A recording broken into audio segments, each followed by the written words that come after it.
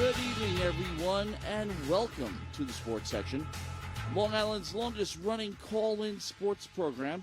But during COVID, the callers are the hosts. Matt Mankiewich, Ken Fermin, Mike Anderson, Zach Wilson, but most importantly, the Stony Brook Seawolves. Football season is underway. Against the University of New Hampshire on Thursday, opening night at Laval Stadium. Did not look good for three quarters, but the Seawolves made it interesting. Zach, you were on the call.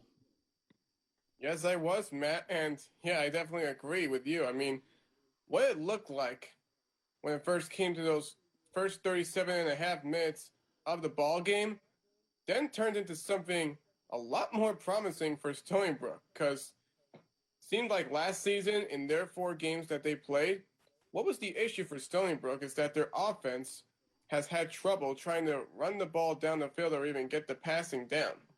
There has been a lot of questions about Tyquell Fields, and even though he's been showing off as a more passing quarterback, and probably one that goes down the field more than any quarterback in the past, probably even the most recent in Joe Carbone, the problem has shown, we have seen some issues out of him, but I mean, really, they're just turning that switch on after they gave up that 27-0 lead to the Wildcats.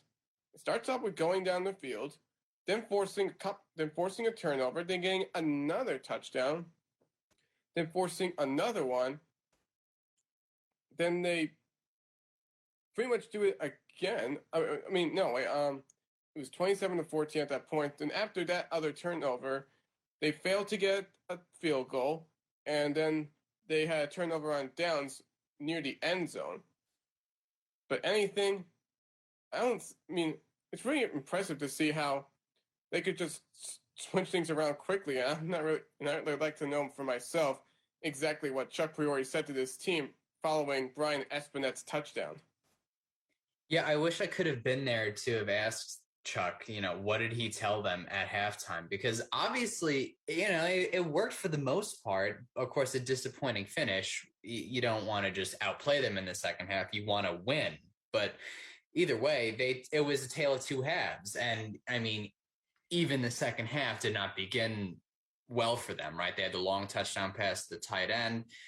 Being down 27-0, the writing was kind of on the wall for most of the game, but they made a game out of it, man. I mean, for a while, this was my first football game as a Stony Brook student. It was my first time ever seeing Tyquell play. I was thinking, man, this is just not a good team. I guess we're just not going to be good this year. But they showed they've got some spunk to them. They've got fight. That defense pitched a shutout for the rest of the day. And really, quite literally, the defense played well enough to win. Stony Brook had numerous opportunities towards the end of the game to win.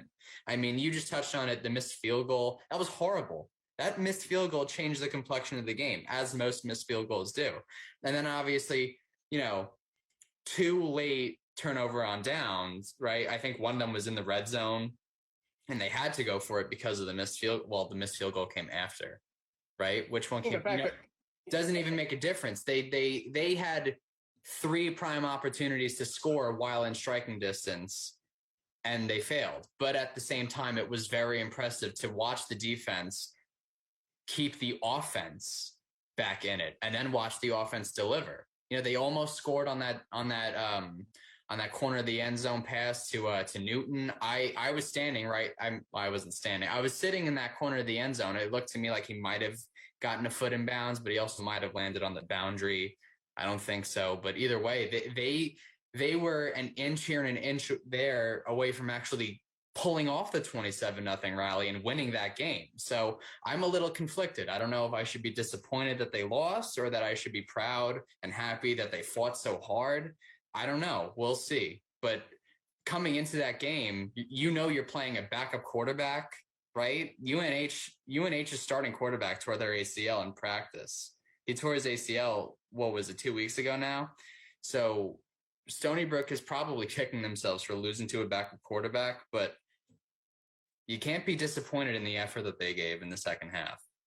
Yeah, and that defense for Stony Brook, I mentioned it throughout the game too, that the issue that even though they were playing against a backup quarterback was that most of the defense was inexperienced. This team was just coming off a season where they lost their grads TJ Morrison, Sam Kamara, and Augie Contressa to the NFL draft. And we once again have to applaud them for having those shots as well. Kamara with the practice squad. We've seen Chris Cooper as well, who played with the Seawolves years ago, is with them right now for the time being. But yeah, everybody else is just players that we haven't really known about that much. But if anything, there were players that we did see from last season or the season before that, like Redgi Demanchi, who tried to do their best to captain that defense. And if anything, after that Brian Espinette touchdown, they were able to get a good shutout. I mean, getting those turnovers by being able to force them off of the players like Dylan Laub and Carlos Washington, who were looking good with the ground game. I mean, that's also something. And we know that, if anything, this is a team that if they wanted to win, they should have been able to show this up in the first half. That way, they would have probably had a better chance of winning in that second half. That's right.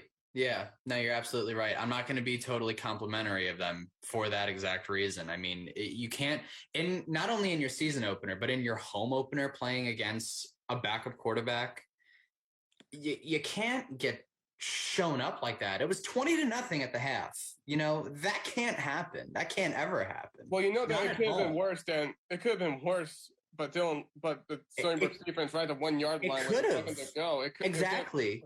No, Zach, you're absolutely right. The defense played well enough to win. I mean, you look at the stat sheet, 370 total yards. That's not pretty, right? I think they allowed 130 yards on the ground, but like they played well enough to win. They forced turnovers when they needed to. It was amazing. It was as though Stony Brook's ball boys lathered the footballs with like popcorn butter, because in the second half, UNH continued to cough up the ball. Stony Brook almost had they did have a bad fumble in the last play of the third quarter.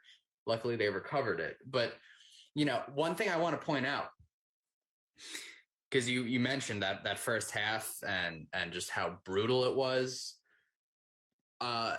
It did bleed into the second half until Stony Brook finally established the run game. On their first scoring drive, it was a rushing touchdown by, who was it again? It was number Tyson 7. Lawton.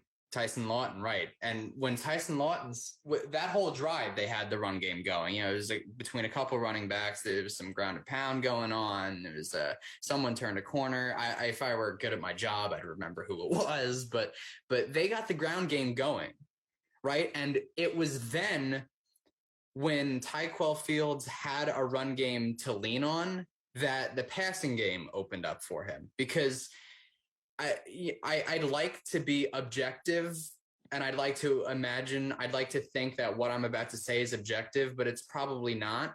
Tyquell Fields looked horrible in the first half and at the beginning of the third quarter. I mean, he didn't just look bad. He was underthrowing swing passes.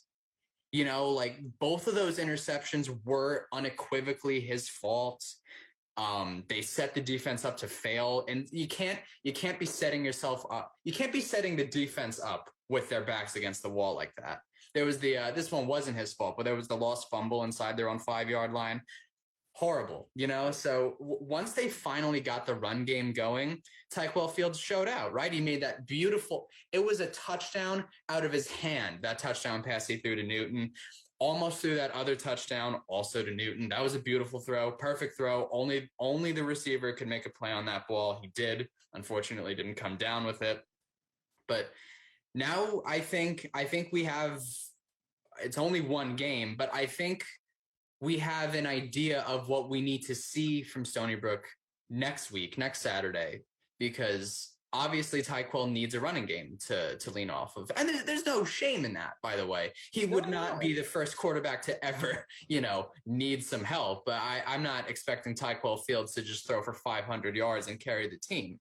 But they absolutely, unequivocally must establish a running game in the first half next week. They can't find themselves in another 27-point hole. They can't do that. The ground game has to come out. They have to be running like bats out of hell. They've got to hit the ground running. Yeah, exactly. No pun intended. I know Tyson. I've seen Tyson Lawton ever since his freshman year back in 2019, and out of the blue, he really was just shining well for a rookie and somebody who has been part of Stony Brook's run game for this run game for Stony Brook. It's been quite tough for many years. It's been, even when I was there, because there has been years where Stony Brook really has shown that this ground game cannot be underestimated in any way. Starting in 2016, there was this game when Stony Brook hosted number 2. They hosted Richmond when they were ranked second in the nation, coming off of a win against the Virginia Cavaliers of the ACC. And even though Richmond came into that game looking once again like a contender through the playoffs, what really killed them in that game was Stacey Bedell. 4 touchdowns for over 100 yards. Stony Brook squashed them 42-14. And they just continued with more receivers like Jordan Gowans, who was a distant cousin of Stacey Bedell, and Donald Leontine, who was probably much like Stony Brook's version of Marshawn Lynch.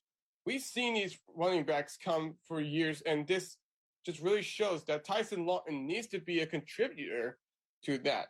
Lawton has it. I would like to see Jaden Turner get his kicks in, even though he didn't get any on Thursday. Jaden Cook did instead, and Jaden Cook didn't really see that much time after the penalty. But what I would like to see more is the combination, more of Tyson Lawton and Jaden Turner than Tyson Lawton and Saban Netcat. I like Netcat, but he's usually that kind of guy who would probably play that third down role. Yeah, he's the change of pace. He's the change of pace guy. He's the fast guy. I mean, the other ones, they're big. Those guys are. I wouldn't want to have to tackle Tyson Lawton. He's a Giants. Yeah, he's a brolic guy. But he needs to open space. The offensive line needs to create that for him. And I know Kyle Nunez is somebody who can do that because he is supposed to be an elite offensive lineman for Stony Brook, and he really needs to help buff up that offensive line to the maximum. Yeah, the pass protection was not bad. I mean, Tyquell was sacked 3 times, but those were more so coverage sacks. Well, you know what? He got blitzed. There was that 4th down play, 4th and goal. He got blitzed. Okay. But getting blitzed by a defensive back, that's not an offensive line breakdown. That's someone was supposed to chip or whatever. The offensive line and pass protection was fine for the most part. The other 2 sacks were coverage sacks, but in the trenches, in the running game, they did not get any push upfield until their first scoring drive. None. So again, next Saturday, they've got to open some running lanes. They've got to open some running lanes in the first quarter, draw first blood, whether it's a field goal or a touchdown, draw first blood, then let Tyquell Fields do what he does. Because he's dual threat. He's very dangerous. He showed it was his legs that really kept that final drive alive. Of course, they stalled, but he had several big runs, and it can't always be him doing it. You don't want him getting hit. He was their leading rusher. You don't want that. That's not a recipe for success, really, not long-term, at least. So they've got to get the running game going. The offensive line's got to get the run game going early is what I should say. Because, statistically, 130-ish, 162 yards rushing is what they had. That's a lot, but most of that was the second half. Tyquell Fields being a part of that. One more point I want to make up before we move on is that in the first half, we didn't really see Tyquell Fields run down the field that much. He stayed in the pocket. I don't know if it was whether or not he couldn't find the open room to run, but he's got to try and take more of that risk because, as we've said, the passing game for him has just not been 100% efficient yet. And he's a senior, like a super senior for that matter. Yeah, right. He's a graduate. Yeah. He's exploring himself to all the possibilities, but make certain that there won't be a turnover in any way. Yeah, Tyquell. It still makes me think about how he managed that 50-yard touchdown, come from behind victory for Stony Brook back in 2019 at Rhode Island. I still remember how crazy I was when I was able to call that game winner. And just like that. Joe Carbone was not a running quarterback. Tyquil Fields has proven himself to be. If we can get more of him like that, then that can create a lot more threats offensively and can throw the defense off guard, probably not making them think about what play that the offense will eventually be able to execute. It's similar to a triple option. What's up, Matt? Guys, I want to run a question by both of you and Ken as well.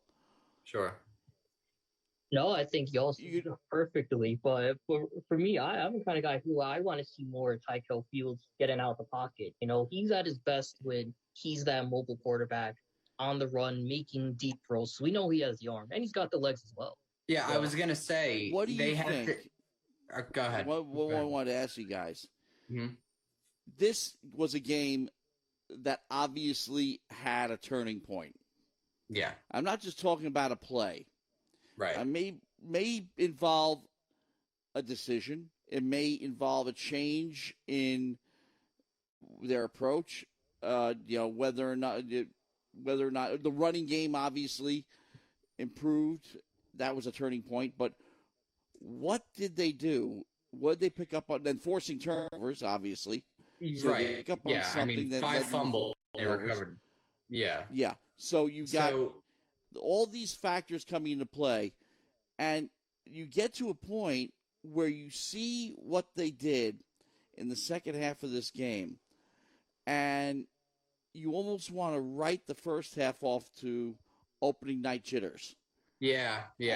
Then they seem to have found their game in the second half. Yeah, now, they figured out what works for them. The question you guys put up is that can they do that next week at Colgate and continue that? Because during film study, and yes, we don't use film anymore, but they still call it that, they're going to be going over these things, looking at these turning points, these various turning points. They ran out of time, obviously.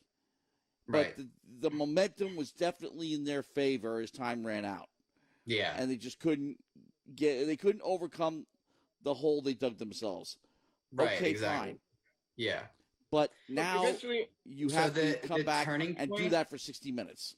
I would say the turning point was that they took care of the ball, because you have 3 giveaways in the first half. I mean, the second interception may have come at the beginning of the third quarter. I'm a little fuzzy-headed on that. But they took care of the ball, because the defense did play well. 27 points, yes, that's horrible, but think about the amount of short fields that they had to deal with, and think about the amount of points off the turnover that they had to deal with. So if the defense is playing well, you've got to keep them rested. And in order to do that, you can't be turning the ball over 3 times, let alone from deep within your own territory, right? Yeah, the only difference is put a lot more pressure on the defense. They just took care of the ball, and they played Stony Brook football. Stony Brook football is run first, smash mouth, ground and pound, and take care of the ball. Took care of the ball. They got the run game going, and once the run game got going, that enabled them, to open up the passing game. Now, granted, you have to hit some passes.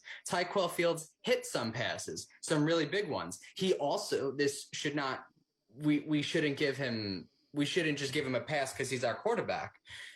He missed some passes. I mean, even that 4th down conversion that went under replay right towards the end of the game, that was a horrible throw too.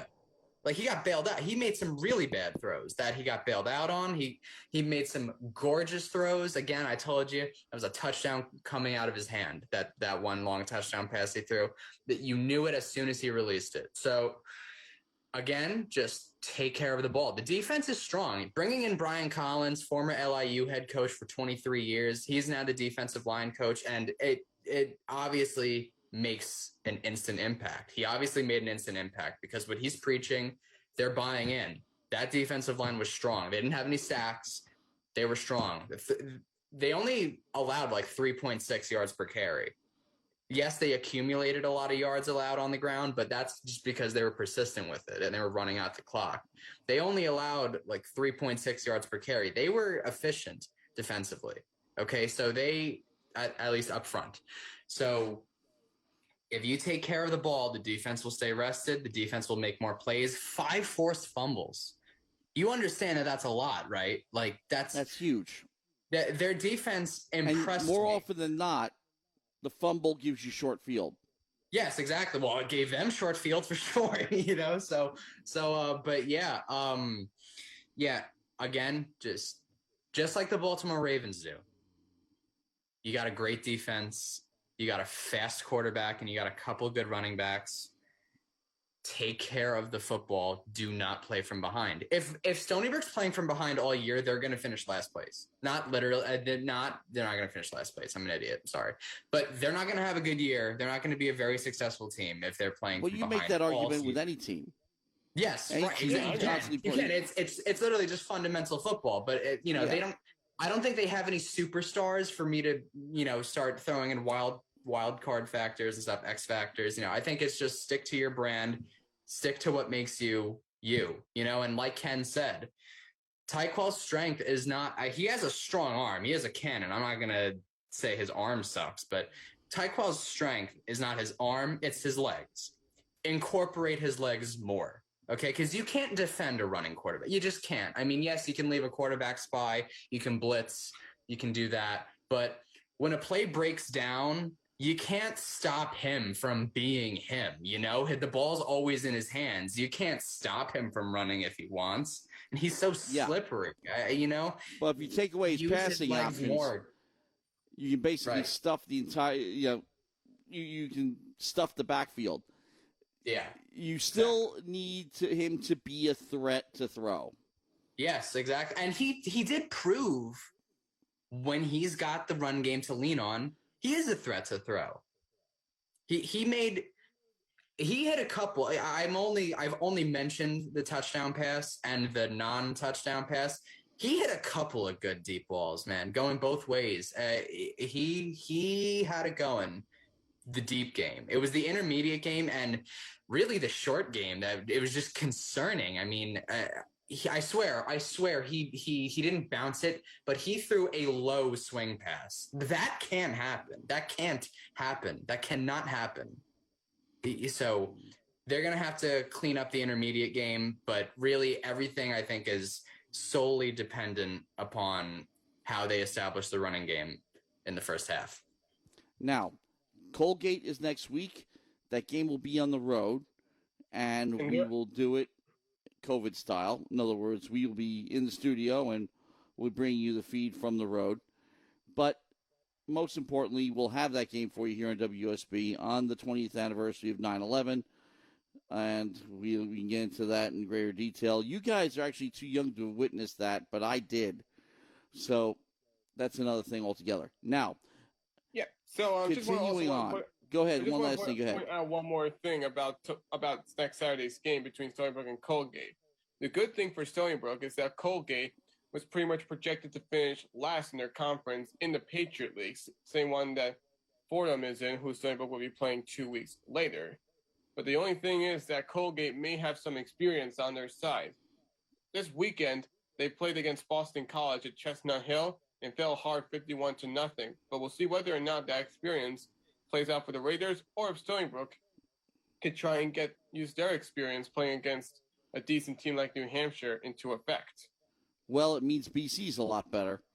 Remember, they were 0 for the season a couple of years back. That's what college football is all about, and that's exactly now what we're getting into. Talking about how much of a stunner that this first official weekend of college football was. I mean, you figured that it was great to see the games and all, but what was really more shocking is what makes it even more bigger: upsets. I mean, we went through so much of them this weekend, and we figured that there would be some teams from the FCS that could pretty much pull off some upsets, like South Dakota State taking down Colorado State 42-23, which is very impressive. But I think, in my opinion, the biggest shocker of them all, most likely, it was Montana against Washington, who was ranked 20th in the nation from the Pac-12. We have not seen this type of upset since North Dakota State took down Iowa in 2016, when North Dakota State was, of course, number 1, as they usually are.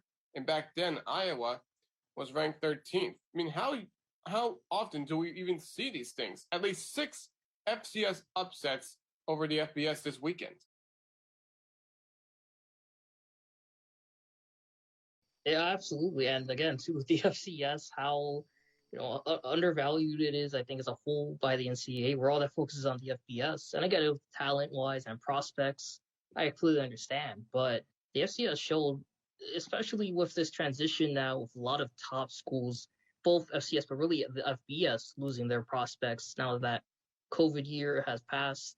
In most cases, now we're seeing them regroup has really left them limited in terms of the next stars they can turn to. And that Montana game, I think, was a prime example. Okay, Washington State's the top 20 team in the nation, and Montana held them to 7 points the entire game. Washington scored in its first drive, and then the other 13, 14 times they had the balls, couldn't even scratch the end zone or the red zone. This Montana team really locked down Washington State. And I think really that third interception, which came in Montana territory, is what really sealed that upset, number one. And number two, showed that there are a lot of really undervalued teams, especially FCS-wise, that are really going to throw a wrench, I think, in a lot of people's predictions and a lot of the top schools' predictions this upcoming season, because they're more equipped, they're better suited with the roster turnover. Yeah, and I wasn't sure whether or not Dylan Morris was actually supposed to be the initial starting quarterback to begin this season, because I think I may have heard from somebody that Dylan Morris was meant to be a backup. I mean, I don't know if you guys would have known about this, but was this true? I honestly don't know, but he played like he is a 4-year starter. I mean, that guy came in the clutch time and time again, and he was the guy who actually made that big interception that closed the door in the Washington State comeback. So the Montana played phenomenally defensively, and I think Morris was a prime example of that in the backup spot. Well, the fact is, he was supposed to be entering college, supposed to be really decent. He was ranked by Rivals.com as the 176th overall prospect, number 5 pro-style quarterback in the nation, number 1 recruit in the state, number 1 player in the state, number 6 pocket passer in the country. But if anything, you were right. He played like a rookie who didn't really have that much experience, and those qualities that he was supposed to show out of high school didn't seem to come into effect yet. Agreed. And just on the topic of upsets, to me, I think the two most defining upsets were on recent national champions going down in week 1. Of course, number 16 LSU falling 38-27 against UCLA Bruins. And the Bruins really outmatched the Tigers from the start. They pressured the quarterback, Mac Johnson, all night. And the defense were able to get to them 4 times and just knock them down like every passing play. And of course, I think the biggest has got to be number 5 Georgia, topping number 3 Clemson. I mean, Clemson had, I think, the best or second best offense in the nation the past 3-4 seasons. They were held to just 3 points by an SEC team that really proves they have the best defense in the country. Yeah, SEC could be known for defenses most of the time. I used to think that the SEC would be a school of defense and the Big 12 would be a school of offense. But going back to what you said about UCLA and LSU, I was kind of anticipating that LSU would have the ability to make the upset at home against the Tigers. And seeing that, I know that LSU had another quarterback, Miles Brennan. He was initially supposed to be another starting quarterback for them, but once again he had injury and it was just not helping Ed Orgeron. Seems like for LSU, they seem to be really getting that bitter pill to swallow as they're really feeling the after effect of probably one of the greatest seasons by a college football team ever that Joe Burrow gave them back in 2019. But Chip Kelly, in what is has this right now, his biggest win as head coach for the Bruins, and after what they did last week and what they are showing to do this week against LSU, in my opinion, UCLA is the dark horse to win the Pac-12 title. Dark horse? Yeah, so football was incredible to watch for sure. But now we're going to transition to soccer. And I think just starting by the way, with little the update. men's team. Stony Brook came into this week facing off against two opponents from the CAA. They recently took down the Drexel Dragons after they fell at home to the Hofstra Pride. And against Hofstra, until that game-defining goal for the Pride, it was quite a nail-biter to watch from both sides. And Stony Brook really tried to do their best to keep themselves in the game for as long as they can. But I think what was the only problem for Stony Brook in that game is that too many of their kicks, when they were trying to get into the Hofstra zone, was that they were just kicking a little too much towards near the net rather than trying to get a little more of a kick towards it. They just gave up too many goal kicks for the Hofstra goalie to kick it away and allow Hofstra to get the ball back. They need to do better on trying to be holding on to the ball for a little while longer, and wasn't really sure if that was a smart strategy for them on their end. If anything, they were trying to get a little too aggressive rather than trying to take a conservative approach because of the pace of the game. Didn't want to go with the possession route. I honestly would have expected against a team that has an offense like Pride. They went with that press route defensively, and then, as you said, pushing it, quick tempo, quick pace attack, where they tried to get a lot of guys in the box. But you're right, it's tough to get an offense like that where you're able to get 5-6 guys, attackers, middies in the box when your crosses or your lob passes are sailing out of bounds, sailing over the lead passer's head. So I agree. While it was a bit of a sound strategy, they really weren't prepared, I think, enough to apply it when they really surrendered the ball on possession so many times by airing it over the passer's heads. And sadly, this game really came down to 1 or 2 errors being the difference maker, because Hofstra's win came off a penalty kick in 39th minute. So this was a game that really could have gone either way. But for them, for Edwin Kaiser, I thought he had a fine night. He only had to defend 3 shots. Problem was one of them was just able to reach out or just beat his reached out arm on the right side of the net. But I thought we saw the team improve in that Drexel game. I know Mike wants to talk more about that. It was a high-scoring game, 3-2 game, a lot of attacking, a lot of offense. And there I think we saw the offense really strive as they controlled the ball more and were able to get those guys in the boxes, ultimately letting Cameron Glaze find that goal off a pass from Bonfiles. I got to speak to the coach that night. I got to speak to Coach Anatol, and he told me, they didn't score until I think it was like 81 minutes and 24 seconds in when Jonas Bickus finally broke the ice in his debut. And he had told me after the game, we were a little too impatient with the ball in the first half. We wanted to connect on some more passes, and that's precisely what they did against Drexel. They moved the ball better, right? They connected on more passes, and they capitalized on their opportunities. They look, it's only 3 games. They're all non-conference, but they look light years ahead of last year's team. First of all, if you want to get really technical, they've already doubled their win total from last year. Okay, that's true. So yeah, right. So you could go nowhere but up from last year. I said it last week. I'm gonna say it again. There's no coach on the island happier than Ryan Anatol after his team's performances through the first 2 weeks. That opening night win, and then that tie-breaking win overtime win against Drexel. Yeah, double definitely made him a happy man after how poorly this team has been the past couple seasons. Yeah, for sure. And it's nice to see, just this being, yes, I'm a sophomore, but this is really the first time I've ever had a fall sports season as just as a spectator.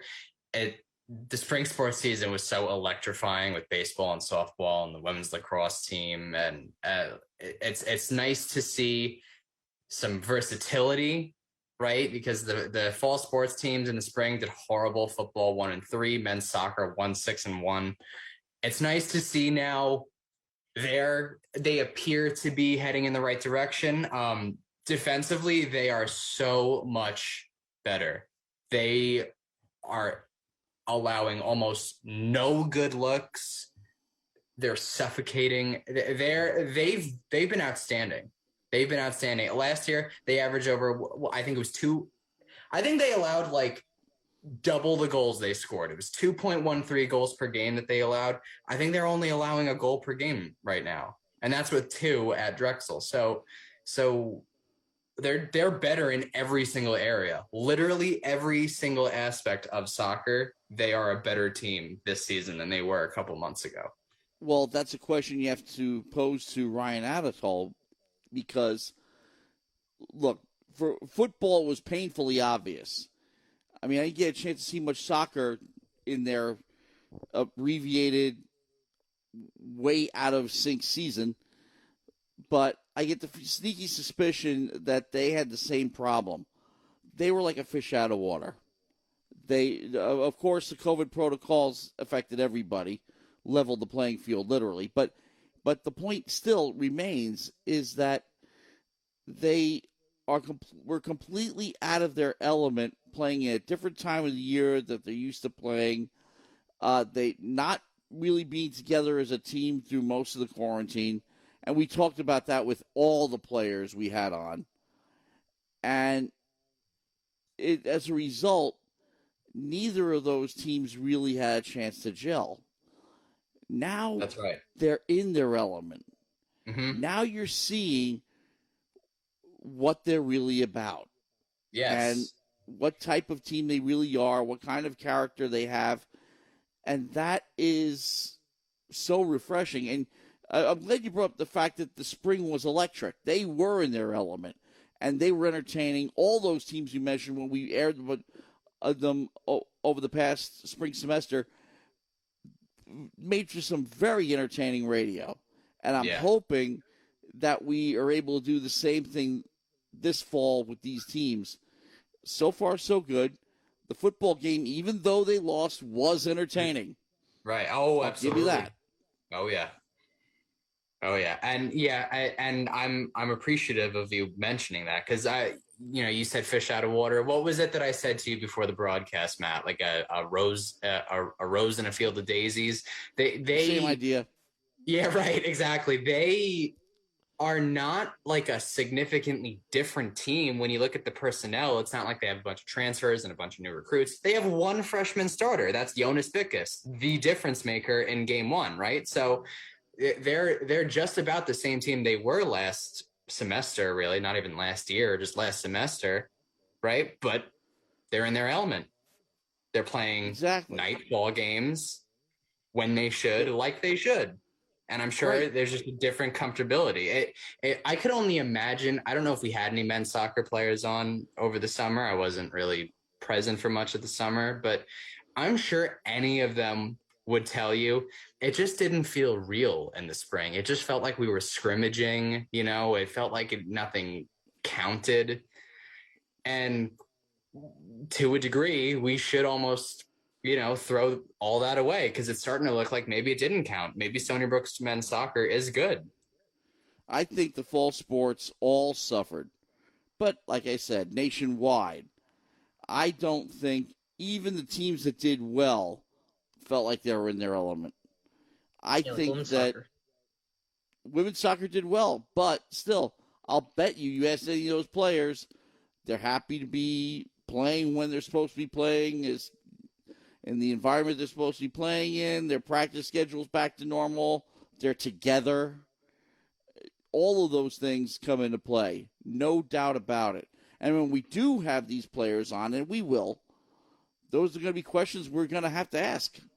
Yeah, and women's soccer for sure, just moving on to them as well. They were definitely out of their element, taking on a couple Pac-12 teams. Well, one for sure in Colorado earlier today, and falling 2-0 after losing Providence 4-0. And they're a team where we talked to Coach Bischoff before. He made this schedule as he was going through with it, working with those in charge of schedule making for Stony Brook. Making this schedule real difficult in the non-conference season to get these women ready for the conference season and let them know what challenges they're going to face as well as need to work on in preparation for the American East competition.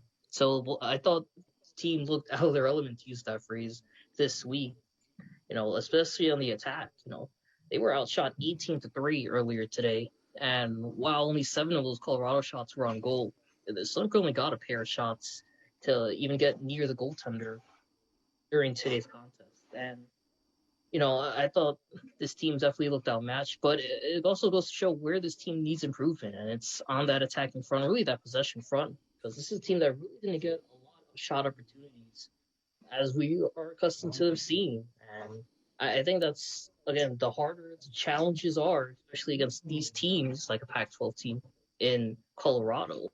It's really testing these student athletes in Stony Brook and showing them how far they can push their limits and see how good they match up against the rest of the nation. And something we're going to be looking forward to. While we are on the subject, let's call up the schedule. And Ken, you definitely have it in front of you because we will be busy with all these teams.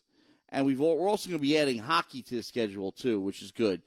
That makes me feel good because that was another team that basically just shut everything down due to COVID last year. They did nothing. Yeah, they missed the entire postseason and season last year. Yeah, they just completely. Well, it's a club sport, so they didn't have anybody to play because everybody else was doing the same thing. Same thing that happened with football. So, coming up on Saturday, of course, the football team will be at Colgate, 12:55 here in WUSB. The following Friday, we will be joining women's soccer home against Cornell. So that we'll be bringing to you on WUSB. And then 3 straight football games at Oregon, Fordham, at Rhode Island. And then October 3rd, another women's soccer game versus New Hampshire. So that rounds out pretty much your entire broadcast schedule for the month of September. But the most important thing is that we will be staying ahead and we'll be keeping them a major topic of discussion here on the sports section. However, we also have some old friends we like to talk to every now and then. In particular, Kylie Ohlmiller, who, of course, if you don't know who Kylie Ohlmiller is, you obviously haven't been listening. Okay, women's lacrosse legend here at Stony Brook University, along with her sister Taryn, who is no slouch in her own right. But Zach and Ken, you were both on this, right? Yes, we were. Okay. Zach and Ken had a chance to talk to Kylie a couple of days ago, and we're going to air that for you. And then when we get back to the live activity here, we got to set up the NFL for you. We got to set up the Yankees and Mets, their weekend, and we got a bunch of other things to deal with as well on the sports section. Here until midnight, Matt Mankiewich, Zach Wilson, Ken Fermin, Mike Anderson, and Kylie Ohlmiller. Welcome back to the spotlight here on the sports section of WUSB 90.1 FM. Zach Wilson and Ken Fermin, joined today by former Stony Brook women's lacrosse player Kylie Ohlmiller, who just finished up the summer season in the first official season of Athletes Unlimited. Kylie, thank you for joining us. How are you doing? Hi, you guys. Thank you so much for having me. Doing really well back here on Long Island, so excited to be home. It was an incredible 5 weeks of action down in Maryland for Athletes Unlimited inaugural season. Could you really take us through that, the preparation for that? As you said, living there essentially for a month plus, doing a lot of training there, playing all 30 games there, etc. Yeah, I think going into it, a lot of us are friends, a lot of us are teammates, a lot of us are competitors. So we were kind of chatting going into it. This was like a year and a half, kind of like planned into it, right? We didn't have a season because of COVID. So we had a long time to kind of talk about and kind of anticipate and train and all those things. So going into it, we really didn't know too much of what to expect of how it was going to be. Like you said, living there for, I think it was like 34 nights. Like we checked into the hotel and they were like, you're here for 34 nights. And we were like, oh my gosh, that's a long time. But yeah, it was different. It was unlike anything that a lot of us had ever done before, living in one spot, living in a hotel, a lot of us having dogs or some of the players, having kids, just kind of like adjusting to life that way. And then, getting back out on the field for the first time in a long time, maybe like 2 years, some of us longer. And, training every single day. We have our own workouts that we were doing, but we each had practice every morning. We had 3 games a weekend, which was, definitely more physical, more tough on our bodies than we'd been used to over the last couple of years. So just kind of adjusting each and every day, but a lot of the fun and a lot of the activities that they had us doing and just the moments of being able to work together with new players and meet new people was what made it all really, really fun. No, agreed. And the bubble also isn't new with lacrosse during the pandemic. We saw last year Major League Lacrosse had a week-long schedule in a bubble. PLL did it last year as well for a couple weeks down in Utah. But as you said, for a lot of you girls, you really hadn't played in about a year plus in organized lacrosse. So did you feel living in that environment, being around that environment, that bubble, and with, again, players, teammates who you have good chemistry with, really contributed to the success that a lot of you women had in the season? Yeah, I think it was definitely like a very unique experience. It was definitely coming off of, like you said, like it had been a long, long time because of COVID. We didn't have a professional season in 2020, and our professional seasons are only a couple weeks out of the summer. So, to go almost, I think it was 18 months to 2 years, somewhere between there. It was like 22 months or something, that we hadn't had a formal lacrosse game or lacrosse practice. I think it was a lot of training on our own. We're all in different cities, and even with COVID protocols over the last year and everything, it was very difficult to get the reps that we needed to. But I think everybody did an incredible job at making themselves ready and keeping themselves ready to go, because when we showed up for the first scrimmage of the Athletes Unlimited season, everybody was sharp, in shape, ready to go. And we just got, the first couple like drop passes out of the way. And then, as you saw, it was some pretty incredible lacrosse. But to your point, yeah, I know the PLL did a bubble last year, and this year was for Athletes Unlimited. It was supposed to be a bubble in the sense of the word, meaning, kind of very locked down because of COVID protocols, but it really wasn't. We got lucky that it was we had a little bit more freedom.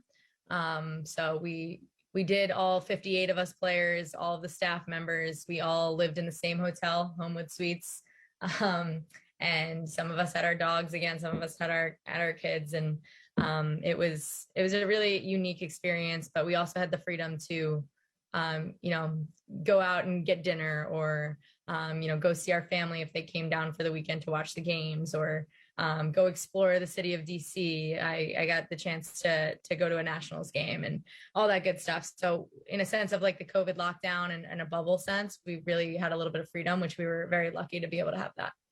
Yeah, that Nationals game, I saw a few weeks ago that you were there, and apparently you were throwing out the ceremonial first pitch. What was that like? Yes, I actually didn't know that I was doing that until the night before. So very nerve-wracking, but it was incredible. I mean, as a sports fan, as somebody who watches sports and always has, with my dad, with my parents, with my family, you always talk about those moments, and feeling special enough and feeling honored enough to be able to go out there on such an incredible stage and be able to throw the first pitch at a Nationals game. That was just one of the many things that Athletes Unlimited did to really promote our sport and put us out there in new spaces and in spaces that hadn't really seen a professional lacrosse player, or on the women's side, doing things like that yet. So yeah, just very, very grateful for that. And just also grateful that I made the pitch to the plate.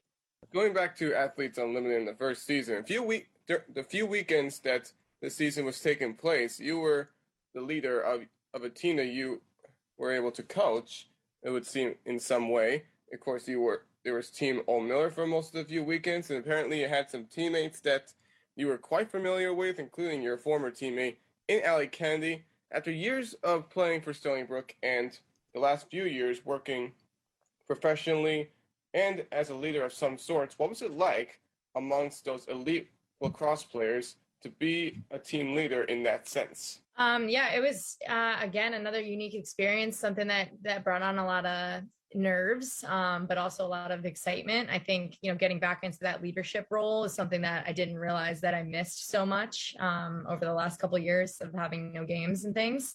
So having the opportunity to be able to draft my own team a couple times this season, and then, like you said, kind of just lead them through the week in a sense, was a really incredible experience. But it was also, like you said, there's a ton of incredible players and also coaches, almost everybody there, coaches at some level, whether it's youth, high school, or our head coaches at some of the best D1 programs out there.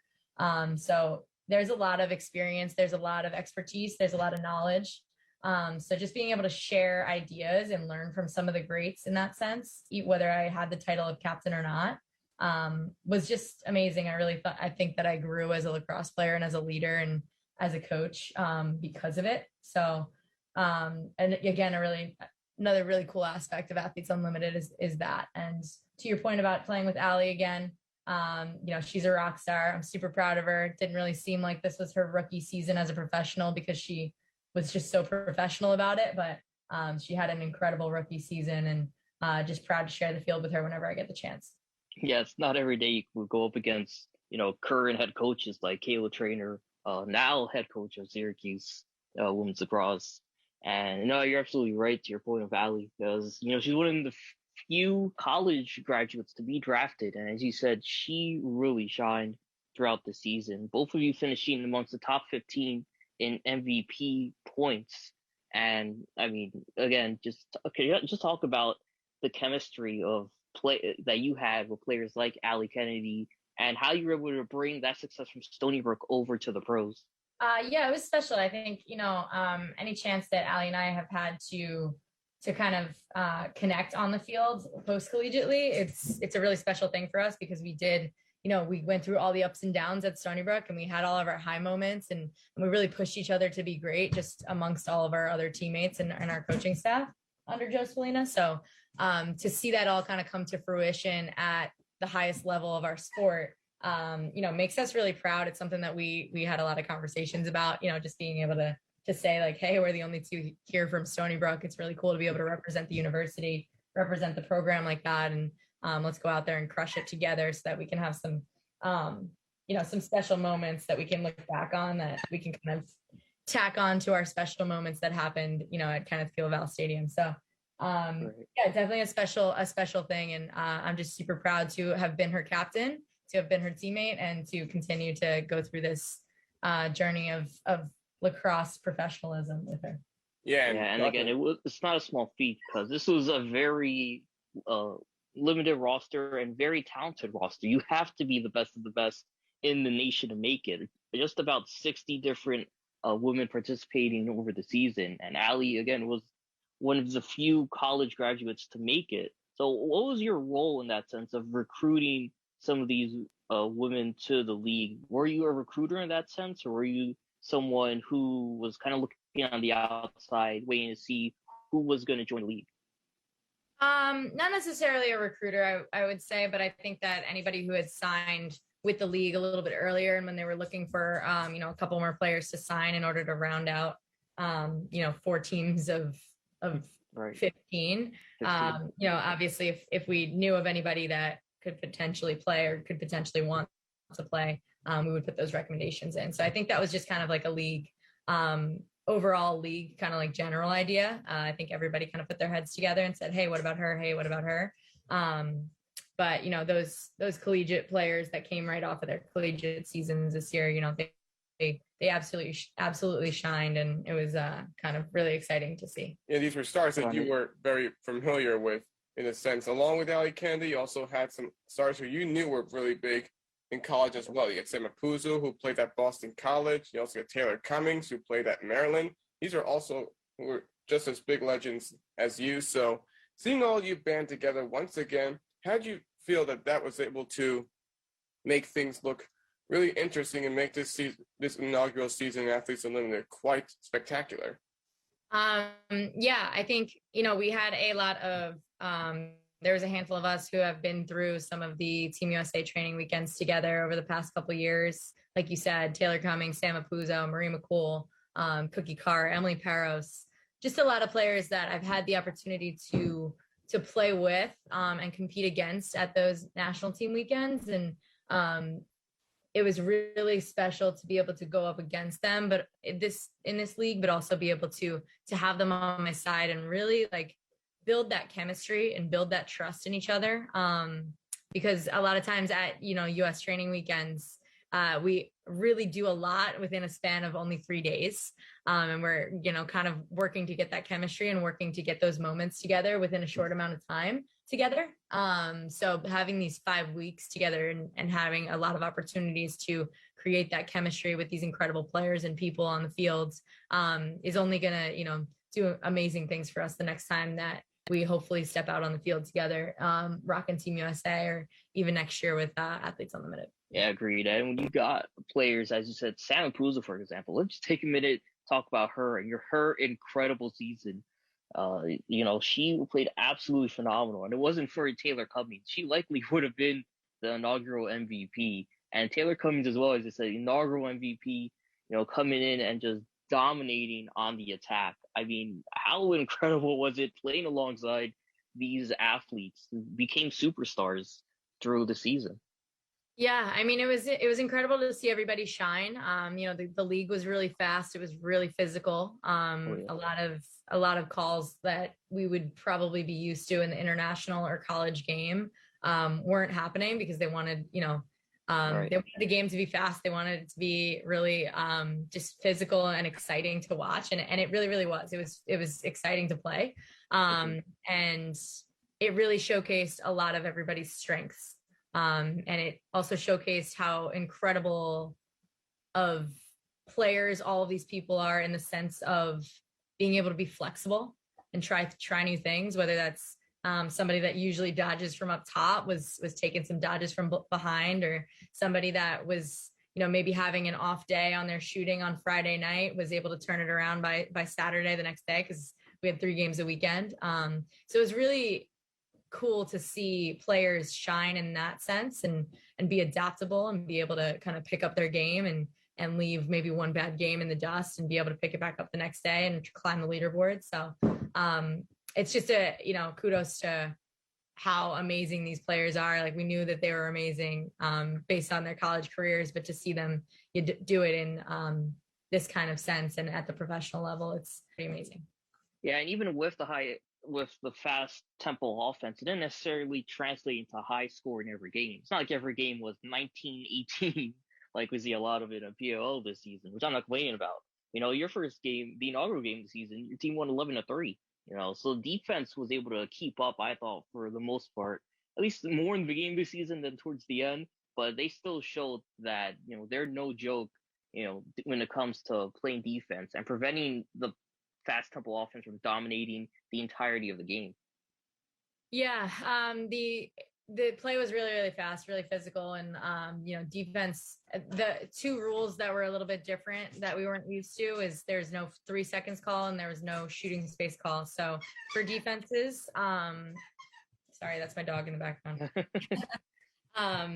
For defenses, it was, a little bit strategy-wise, they were able to kind of sink into the 8-meter arc a little bit more. So if you're listening and lacrosse, that would kind of provide a little bit more space along the outside for outside shots for offensive players. That's why you saw a lot of 2-point goals, which is something new as well to the professional game that isn't in the collegiate game. But yeah, to your point, I mean, like anytime you entered that 8-meter anyway, then you had 6 defenders in there ready to kind of crush you. So it was a really cool game because it really forced, at least me personally, it really forced me to up my game to the next level, and be really particular about, when I was driving, when I was feeding, what my finishes looked like and everything like that. So it was really fun. And you're talking about the changes, kind of the rules there, but honestly, I think the meat of the changes just comes down to how the game was played. You played 4 quarters, 8 minutes a quarter, 10v10 gameplay, 60 seconds on the shot clock, and the field was 90 yard by 60 yard, as opposed to the 120-65 we see at Laval Stadium and the rest of the NCAA. How did you feel about those changes coming in and throughout the season? Definitely took a little bit of adjusting to, maybe just like the first 2 or 3 games, the first weekend, just kind of like getting used to the rules and getting used to the physicality, getting used to the size of the field. The restraining line was at the midfield line rather than, at the opposite 30-yard line. So just getting used to things like that. And, also just being a captain, the captain and the facilitator were the only two people on the field that could call timeouts, only two people on the field that could challenge a play. So also being a captain in some of those roles and then having to also adjust to the new rules, just kind of paying attention to those little details was important. And, once you kind of got it down, once you got everything down, it was week 5 and now we're home. So it was a cool learning experience, but definitely I loved the rules. I think the fast play really showcased the talent. I think the physical play really showcased how incredibly strong and badass, professional women's lacrosse players are. So I'm excited for 2022. Yeah, it's going to be pretty much the same as it was. The rules are going to probably be the same as the ones that are also being adjusted for college. Next upcoming season, we saw that Stony Brook Women's Lacrosse is getting their new ranks in. And the last time we talked with you, it was right after the Stony Brook Women's Lacrosse team won round 2 against Rutgers 20-8. The team went down to North Carolina for an exciting quarterfinal game. Stony Brook started off strong and fought hard to the very end, but I remember that you were there too, and really seeing just how tough it was for Kylie Ohlmiller and Allie Kennedy to work their way against the Tar Heels. Tough defense in what turned out to be their final collegiate game ever. Despite the loss, how exciting was it to see Stony Brook once again size up against one of the best teams in college lacrosse ever? Yeah, it was incredible. I'm always super proud to be a part of that program and to be able to, whether I'm on the sidelines, I'm up in the broadcast booth, or I'm in the stands with my parents and cheering on my sister. I'm just proud to have represented that program and continue to. So, it was really exciting to see them at that level. I thought they had that game. I know that they're, absolutely going to take the next steps to get into that Final Four and making history for Stony Brook. It's coming in 2022. And I'm excited for that program. And I'm just, really proud to say that, I got to represent that jersey and I get to do it moving forward as well. Because it's a really, really special team. It's a really special culture, and what Joe Spallina and his staff has built, and, just the teams before the ones that are there now, is just incredibly special. And I couldn't say, many more positive things than I already have about them, because I'm just so grateful for my 4 years there. Just going back to the Athletes Unlimited again. As you said, the season 2 is coming back. We're excited. We know you're excited. But in looking at this, comparing to your prior professional experience, the Women's Pro Lacrosse League, what do you think was the difference maker that really made this Athletes Unlimited kind of grow and get that second season that we didn't really see the WPL have last season?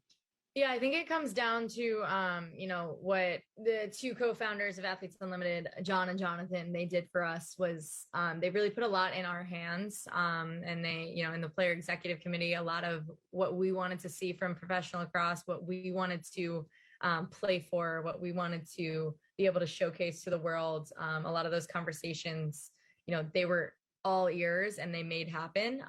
And we're just so grateful for that. And I think that, obviously everything really comes down to money as well. So putting the money behind it to make sure that we were on CBS and Fox Sports and get us those broadcasting deals, and, have sponsors like Gatorade and all these different things that, really make it a professional league. I think that was the difference is hopefully the sustainability behind Athletes Unlimited, because they did an incredible job with year one and just putting the money and putting the support behind, our dreams and our hopes for what we wanted professional lacrosse to look like. And I don't think it's going anywhere anytime soon. Well, I have to agree, especially seeing how they're doing it with softball and volleyball as well. It has definitely been one of the more brighter organizations, leagues, as call it, that really came out of this post-pandemic world. We're still in it, but you know what I mean, post-pandemic world we're living in. But again, the league, I thought, really thrived, again, in spite of all the difficulties and challenges it faced starting up in a really uncertain time. And just being able to succeed in that, I think you and a lot of the other girls previously mentioned, like Taylor Cummings, Sam Kuzo, Kaylee Waters, of course, in goal. I think now they're starting to be treated with that respect that they deserved and earned a long time ago as some of the faces of lacrosse in the women's game. So how does it feel being one of the top representatives in the professional game today? Well, thank you. First of all, that's very sweet. But yeah, I think it's just incredible to be alongside those names. I still look around and some of my friends actually were my friends that I grew up with were texting me throughout the season, like, oh my gosh, we used to idolize Katrina Dowd and now you're her captain and like she's your teammate and she's passing you the ball and like that's insane. So it was. Yeah, it really was. And that's exactly how I feel about a lot of these women, whether they're the same age as me, they're younger than me, they're older than me. They're incredible role models for me. And I'm learning so much from them. And I'm just grateful for the last 5 weeks because I really do think that I came out of it a better player, a better person, better leader, better teammate. And it's all because of those people. So just to be able to say that I can kind of be alongside of them in that conversation is an insane honor. Yeah, and on that topic too, just how did that really, because I think one of the best things that came out of this and just the uniqueness of the league was the rosters were changing every week, obviously with different captains and different draft picks being selected different spots. Everyone got to pretty much play with everyone, on different teams. So what was it like, playing with someone like Allie Kennedy, for example, one week and then being opponents the next? I think that was the most unique part of the league, to your point. And I think that it was also really exciting because in a sense of like, obviously everybody kind of like by week 4, week 5, everyone knew everybody's tendencies as players anyway. So it was kind of cool to be able to get to your new team and be like, all right, well, I played with her last week. She likes to get to her right. Or I played with her last week and she does this really well. So we need to stop that. So I think it really helps in the sense of like scouting and being able to game plan for the next upcoming weeks. But it was also really cool to see somebody, like Allie go out there and crush it. Even if it was against my team, it was just kind of like, all right, there she goes, AK-30, doing her thing. I'm proud of her anyway, no matter what team it's on. Yeah, so it was really quite a fun season to watch. And now the fall is here. Since there's not going to be like women's lacrosse for Stony Brook until February eventually, or probably wait till next summer for the next season of Athletes Unlimited, what does your fall plans look like for yourself and probably even for Allie? So we're waiting to hear who gets invited to the next U.S. national training camp from the player pool that they have listed. The next one would be in October and the following one would be in November. So just kind of training for that, resting up our bodies a little bit for the next couple of weeks because 5 weeks of lacrosse that we just played, it was a little bit tough. So just resting up, taking the rest where we need it, and then being able to hop right back into it and train for those hopeful training weekends coming up in the fall. And then, kind of just taking it day by day. I'll be doing KO17 lacrosse full time, a lot of traveling, a lot of working on the app and everything like that. And lacrosse full time all the time and just getting ready to go, staying ready. No, it's a great app, and you obviously have a lot of, besides great content on the app, but also camps, as you said. What are some of the upcoming ones you have scheduled, and just how fun is it just interacting with the community, both locally in Long Island, and you going out your way to travel around the nation, teaching lacrosse to the next generation of women stars? It's honestly, it's my job, but it's also an honor. I really do love what I do, and being able to be creative with it and really reach a ton of people that I wouldn't be able to your point, travel all over to, because I'm only one person.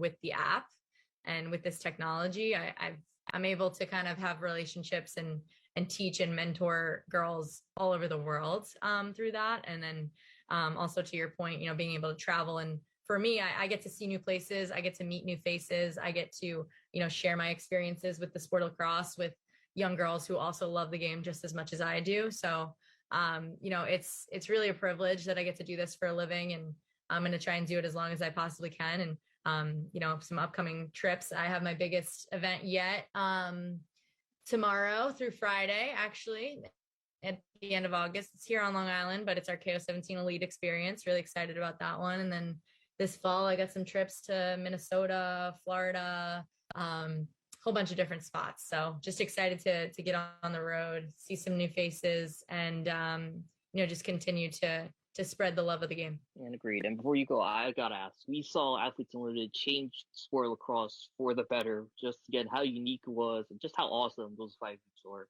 What do you think the future of lacrosse and women's lacrosse in particular is going to look like? I'm hoping that we just keep building off of what you just saw from the last 5 weeks from Athletes Unlimited. Fast, physical, exciting, creative play on the field with supportive, happy, just like exciting moments off the field as well, and in the huddles, and just women supporting other really strong women. And then just going out there and crushing it and competing against other really strong women too. I think if we can continue to do that, and we can continue to, make the rules as exciting as they come, and showcase some really exciting lacrosse, I think that lacrosse will be in good hands moving forward, and we'll just continue to grow the funds behind it so that these young girls can really dream to be professional lacrosse players and make that their day one, their main job. We're very eager to see how more professional that women's lacrosse and sport lacrosse can be, and we're just as excited as you to see what happens within the next few years. So, Kylie Ohlmiller, former Stony Brook women's lacrosse player and Athletes Unlimited for the first season, thank you for joining us today, and we wish you all the best. Thank you so much for having me. Okay, Kylie Ohlmiller, legend here at Stony Brook University, and future Stony Brook Hall of Famer, although I don't know what the eligibility requirement of that is right now, how long you have to be graduated, but I do know Willie Carmona is going to be inducted into Stony Brook Hall of Fame this year, so he's class of 2012 in baseball, so that gives us an idea. But guys, we have spent an hour and 14 minutes on the Seawolves, and now it's time to turn our sights towards the National Football League, because by the time we are on next week, we will have week 1 almost completed, because we'll have a Sunday night game. We'll also have a Monday night game. So now it's time to get your picks in. We'll start with the locals and then continue on through the divisions. So, how about these Jets? And how about these Giants? Because how about the Jets? Well, the one thing that I've been saying over the past couple of years now, even pre-COVID, is that the Jets I suck? fear, is that it? Well, they both have sucked. That's the problem. I am fearful that we are about to enter, if we have not done so already, another malaise era in New York football. We were talking about it off air while the interview with Kylie was airing. So we were talking about how for an entire decade plus, in the entire 1970s, neither local team made the playoffs. And now the side effect of this was anybody who grew up in that era, which would mean your fathers mostly, ask any of them if they themselves or their friends had favorite out-of-town teams at the time. Most likely they did, because the Jets and the Giants were so irrelevant. I don't want that to happen again.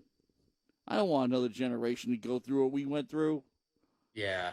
I mean, how many of us know a Packers fan or a Steelers fan or a Cowboys fan, but they live in New York and they've always lived in New York?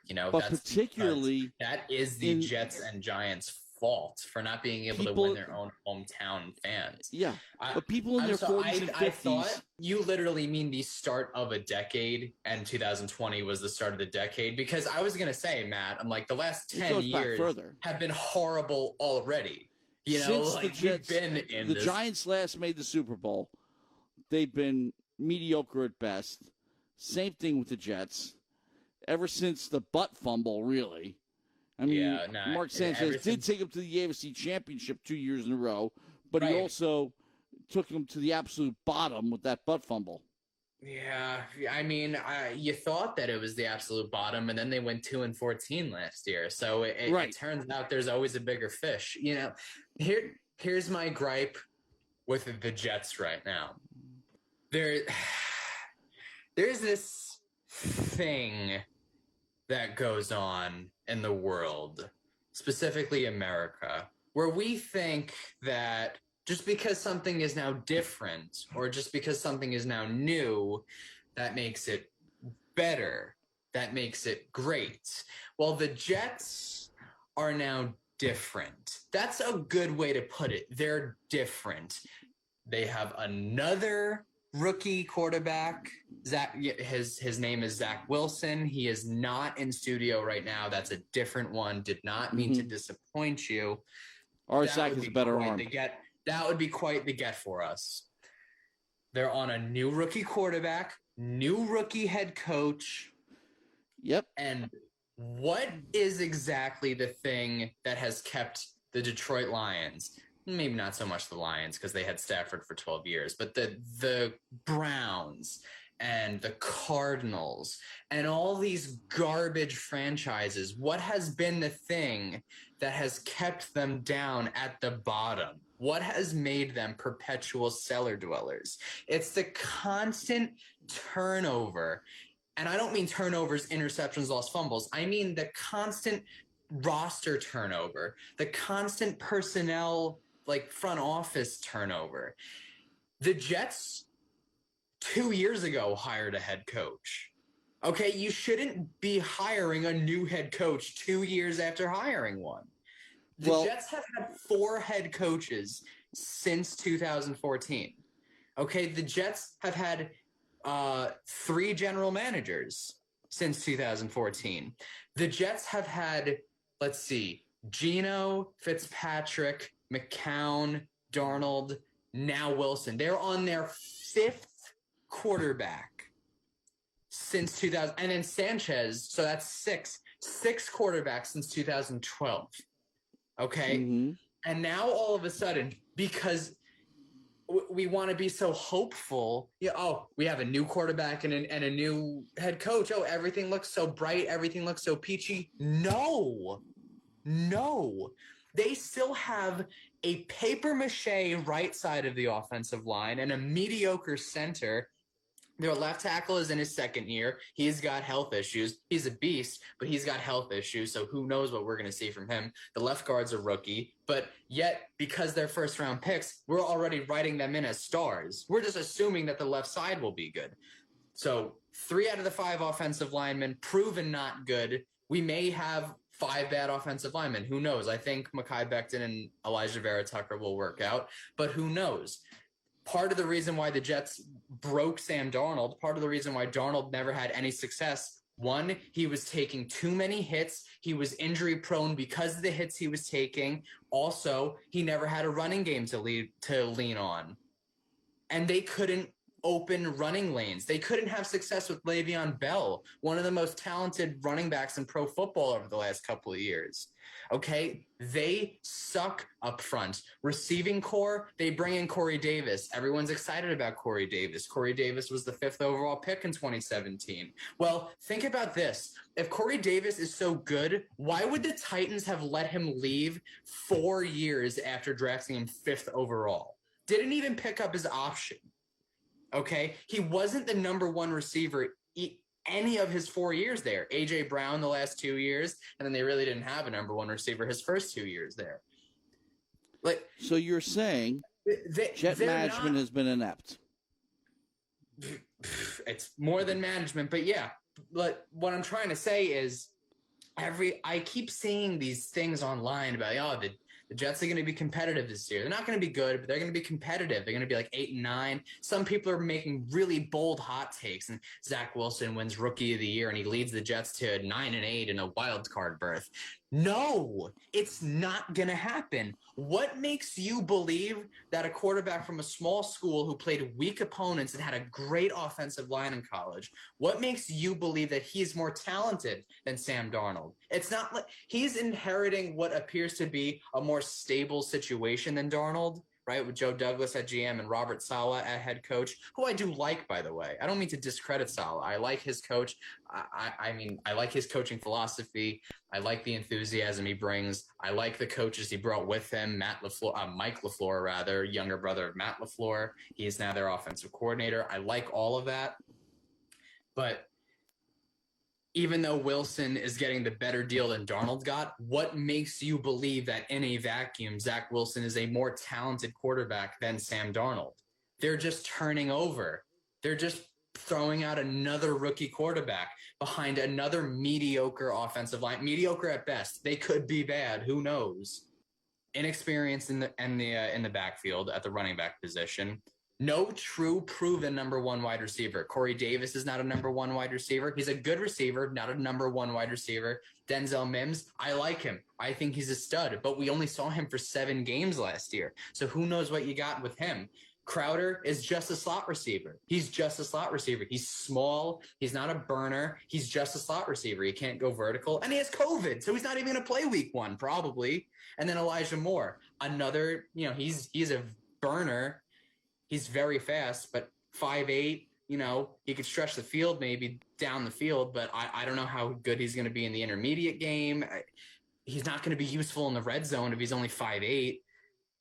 And tight end Chris Herndon, mediocre, but in his 4th year, and he is talented. They got rid of him. They traded him. And Tyler Kroft is their tight end. Why? Because Tyler Kroft is so much better than Chris Herndon. Look, I'm not banging on the table to bring back Chris Herndon, but the Jets are not an upgraded team. This is not going to be a significantly better team. It's going to be better because you can't get worse than 2-14. I mean, you can. Yes, you can. 1-15. Yeah, you can, right? But it's probably not going to happen because they were worse than 2-14. I mean, they were a lifeless 2-14. They averaged a 16-point loss last year. That was their average performance. That was a team where you win in every week and you expected a loss. And even at the start of the season, we said that. We had a pretty strong feeling this Jets team was not going to be good. And they weren't. It's incredible they actually got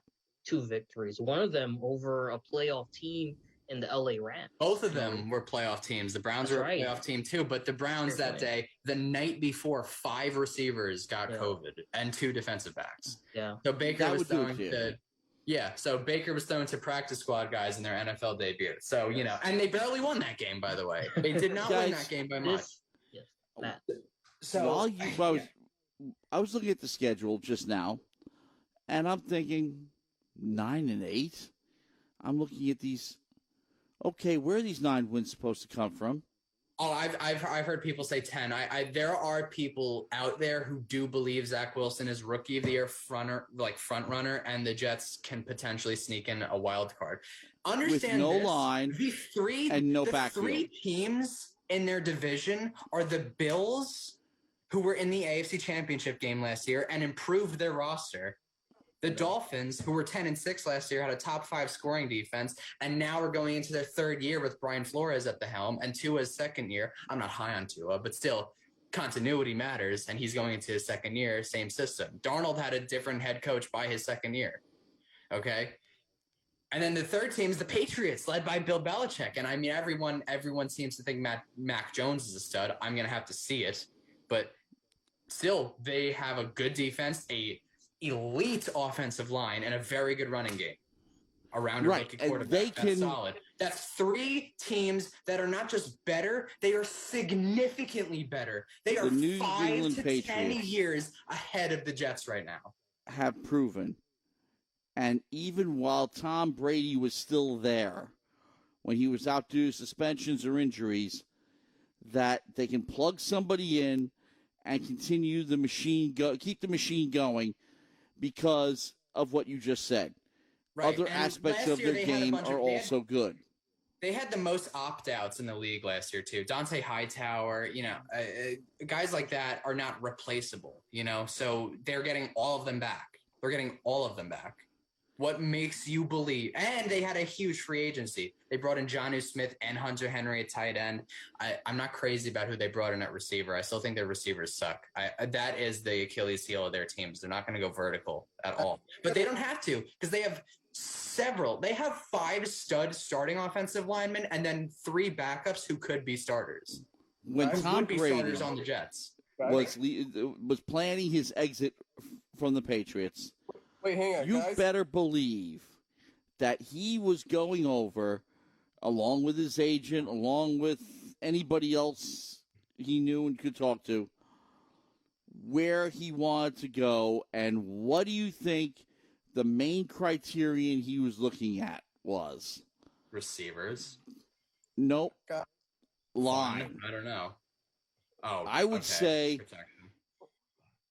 Tom Brady could send us all downfield and hit any one of us in any coverage you like. Yeah. Okay. Probably. But we catch if he doesn't have a line in front of him, he'll never get the pass off. Right, because he's not athletic enough, and he's 55 million years old, so he's going to need some protection. But his protection was good in New England. His last year in New England, the reason why his protection wasn't good is because the center, a good center, by the way, and I'm an idiot because I'm forgetting his name, even though I wanted him so badly. David Andrews. There we go. David Andrews had blood clots in his lung in the preseason, so they didn't have the anchor of their offensive line for the whole season. And also their left tackle, Isaiah Wynn, another good player. He was hurt, and I think he missed like 9 games that year. So they had some injuries up front, but they're all healthy now, and they're bolstered. They brought back Trent Brown. They already have Mike Onwenu. Yes, they lost Joe Thuney, but they brought back David Andrews and Ted Karras, the backup center, who was the starting center in 2019. So, they're solid up front. The Jets have no chance. The Jets are going to go 0-6 in the division. Maybe they beat Miami at MetLife Stadium. Maybe. Guys? What's up? I just want to give out a quick update on Notre Dame and Florida State, which has just entered overtime. Sure. I have just witnessed Tuck Rule 2.0. Oh, really? Yeah. Like it was that egregious? Well, the announcers totally believed that should have been an incomplete pass rather than a fumble, and it did. But the only difference, Florida State could not cash a field goal in at all. And now that they've missed their chance, Notre Dame has the ball at the 25-yard line, and with that field goal, they'll stave off Florida State's comeback and win the season opener. I've never seen anything like that. I don't think that you're right with Tuck Rule might be the closest example. That was that's something I feel like would happen to the Jets. The Jets suck is what we were saying, right? Yeah. Well, here's the thing. 2001 divisional playoff game between New England and Oakland that probably, because of that catapulted what ended up becoming the greatest career of all time. Let me wrap up the Jets rant, because I only got the offense, by the way. I only listed the offense as reasons why to not be so optimistic. Okay? Defense, cornerbacks, not quarterbacks. Cornerbacks, horrible. I like Bryce Hall. I think he's going to be good. Everyone else is a rookie. Okay? They cut Bless Austin because he sucked. He was terrible. He's gone. They've got an injury at safety. Ashton Davis, 3rd-round pick last year. He's going to miss week 1, I believe. They do have Marcus Mann, Lamarcus Joyner. Those are good safeties. So maybe that'll be the strength of the team. I don't know. C.J. Mosley, top 5 inside linebacker in the NFL when healthy. He's finally back. He looked good in training camp. Hopefully he comes back as C.J. Mosley. 2 seasons. And then the defensive line is very strong in the interior and extraordinarily weak on the edge. Extraordinarily. They bring in Carl Lawson from Cincinnati, had 30 quarterback hits last year. He's a beast. Tears his Achilles in a practice. And then Vinny Curry, an experienced edge rusher, has a blood condition. So they're out. So now they're going to be relying on 2nd-year undrafted free agent Bryce Huff and Shaq Lawson, who is not nearly as good as Carl Lawson, to bring the pressure off the edge. And their 2 outside linebackers are safeties, rookie safeties, who they're converting to outside linebacker, drafted in like the 5th and 6th rounds. So and their kicker is a rookie too. Yeah. So be optimistic about the Jets. Don't think it's going to happen. I do believe Zach Wilson is going to be broken. I do believe Sam Darnold was the better quarterback. And I do believe trading the second pick and accumulating more picks and drafting more talent around Darnold, beefing up that offensive line, getting him some weapons, strengthening the back end of the defense, that was the better move. And instead, they decided to just rebuild again, because why not? That's their shtick. That's what they do. We're the Jets. We rebuild. We don't build, we rebuild. So that's what they did. And we're going to see another couple bad years. By couple, I don't mean 2 to 3. I mean, 7 to 10, somewhere around there. And yeah, so that's where we are. And then the Giants, the Giants, I talked about this with Zach on his show, his first episode. The Giants have a really good team. Strong secondary, strong linebacking core, very strong defensive line, strong receiving core now. They bring in Kenny Golladay. They've already got Sterling Shepard. They've got Darius Slayton, who I like a lot. They drafted Kadarius Toney in the first round. Didn't think that was a great pick, but still, now you got another first-round pick at the receiver position. Saquon Barkley in the backfield, he's coming back. But the two most important positions, quarterback and offensive line. That is the difference in, if the offensive line plays well this year, forget Daniel Jones for a second. If the offensive line plays well this year, the Giants should win their division. Philadelphia sucks. I think Dallas is overrated. I think Washington is, inconsistent on a year-to-year basis and a week-to-week basis. The Giants can win the NFC East this year if the protection is good and if they're opening running lanes for Saquon. But if it's not, Daniel Jones is going to continue to fumble games away. He's going to, force passes into double coverage. He's going to do what we've seen him do so far for 2 years. So what do you think about Daniel Jones? You have high expectations. You think he's going to take that next step? How do you feel about the offensive line? Do you agree that the offensive line is the X factor in determining the Giants season? I believe it is truly 100% because we know in the last few years the Giants' offensive line has not been shipshape, and we haven't really seen anything promising out of the Giants' offense since 2015, where despite a horrendous defense that blew so many games in that season for them, the offense still looked like quite a tough force to be reckoned with.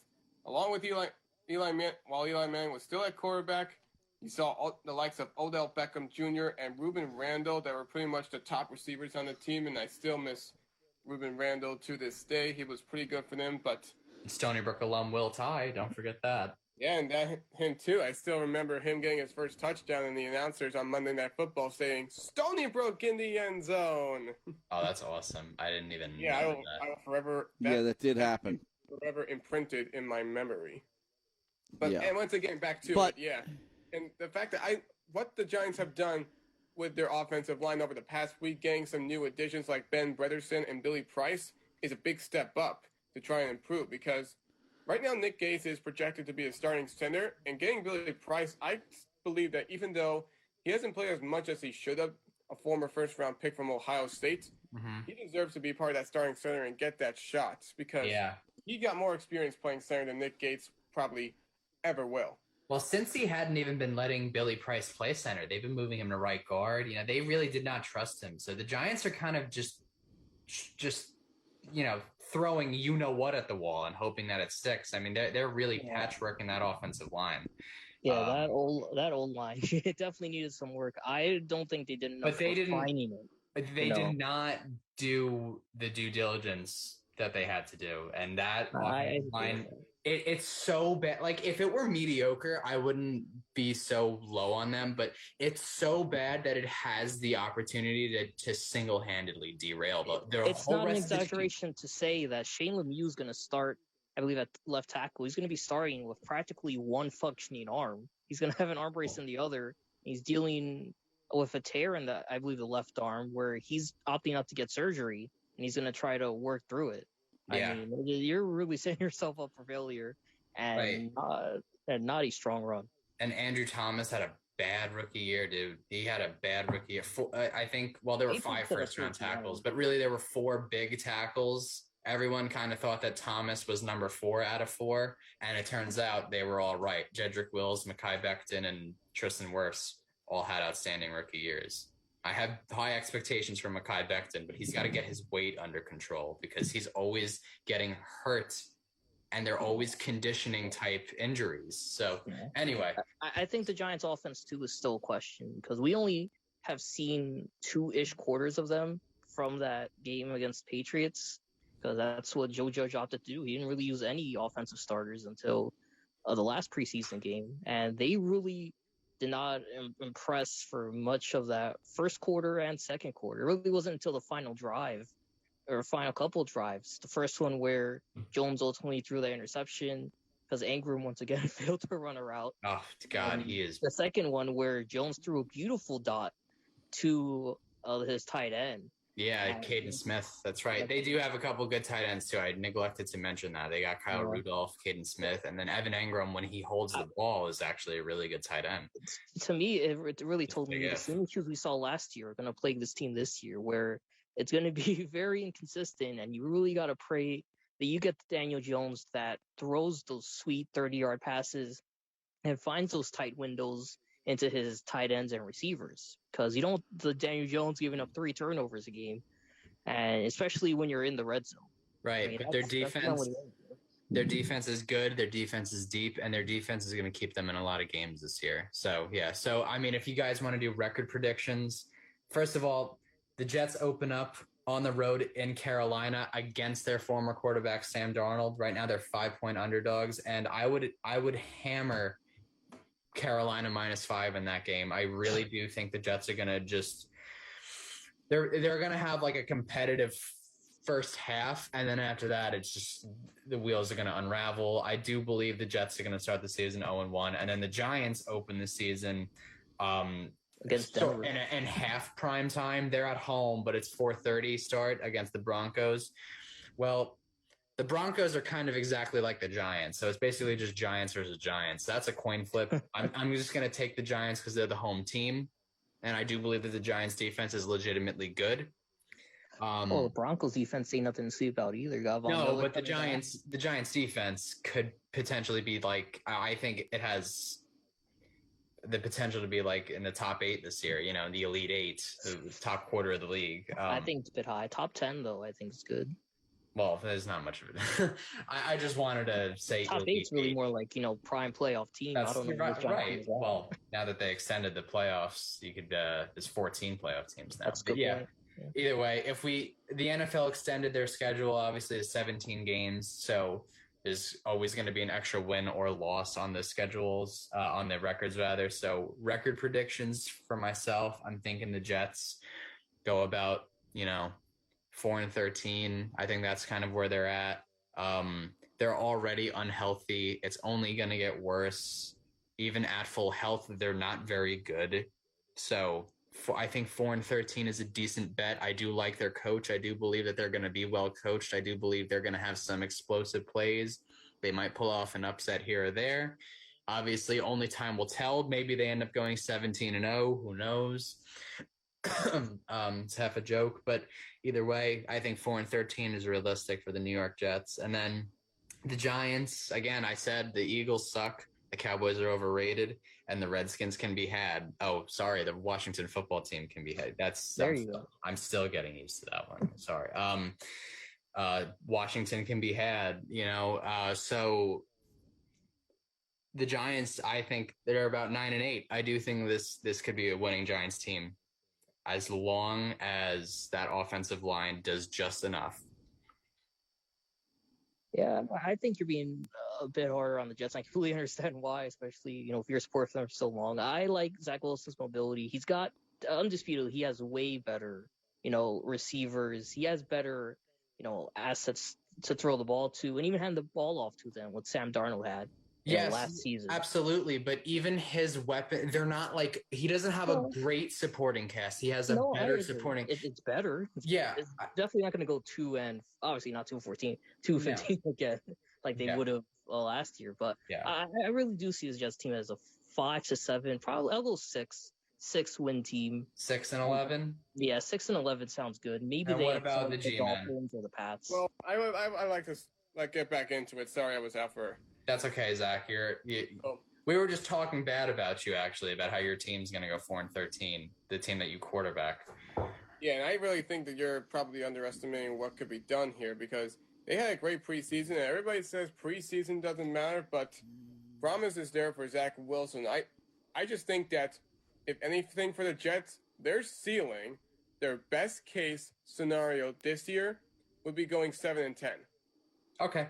That's fair. Yeah. That's very fair. No, that is fair. That is fair because they could stumble upon, like, if the Patriots all of a sudden have a bunch of injuries, or someone like that. Or the Dolphins, yeah. Right, or the Dolphins, yeah. But look, if anything, I sincerely believe that the Jets will go 2-4.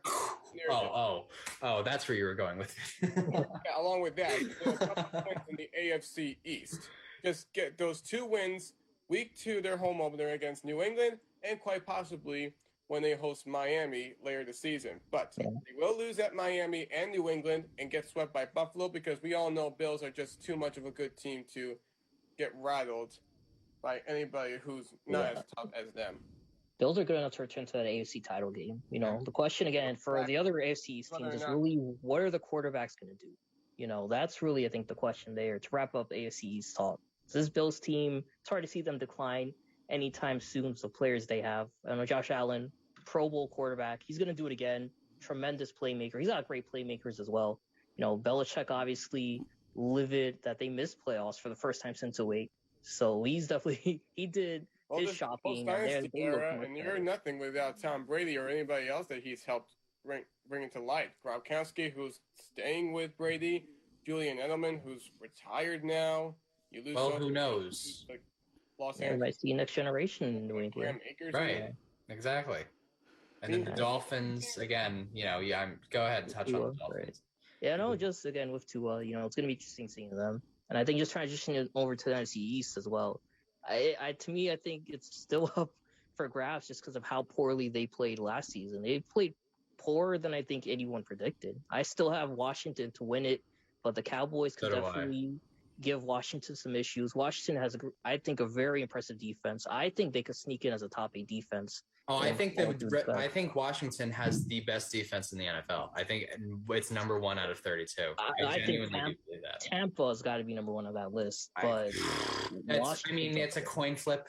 I think Washington is up there. Chase Young's going to have another phenomenal year. He had a great preseason. They're all going to have phenomenal years. They're all going to balance off each other, man. Washington, they can be had because of their offensive, holes. They have question marks too. But their defense is so good, man. Again, they can be had, but 10-7 seems less of a possibility, more of a reality.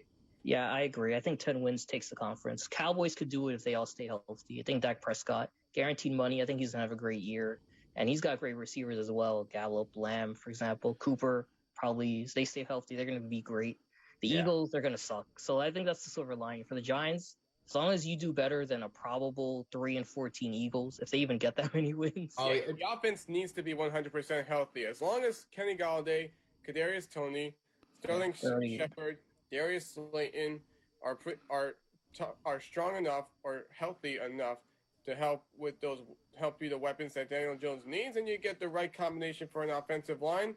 As long as that happens, Giants can win. I got a feeling that they can win just about an average of 10 wins if that's where they're going for their ceiling to win the NFC East. I feel this is an 8-win. 7, anywhere from 7 to 10 is realistic. 6 to 10 is realistic. 7 more likely. I think this team's going 8 or 9 or 9 and 8. They're probably going to be the Chicago Bears of the past couple seasons. Yeah. Where they're going to play a lot of tight games. That it would be hard for them because the Giants playing in Chicago in a frigid December. But that's true. That's ironic. Bears aren't looking that promising yet.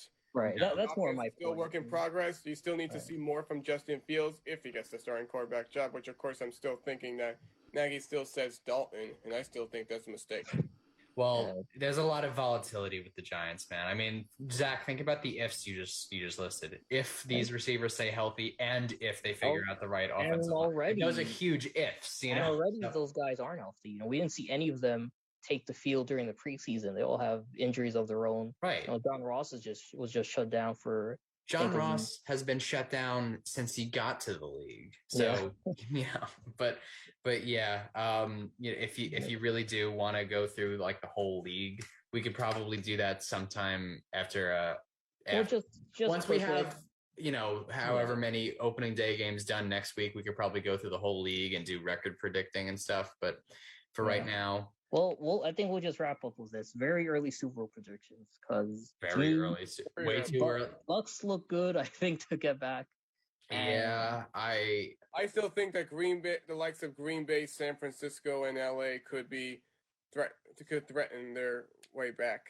That's a great point. Yeah.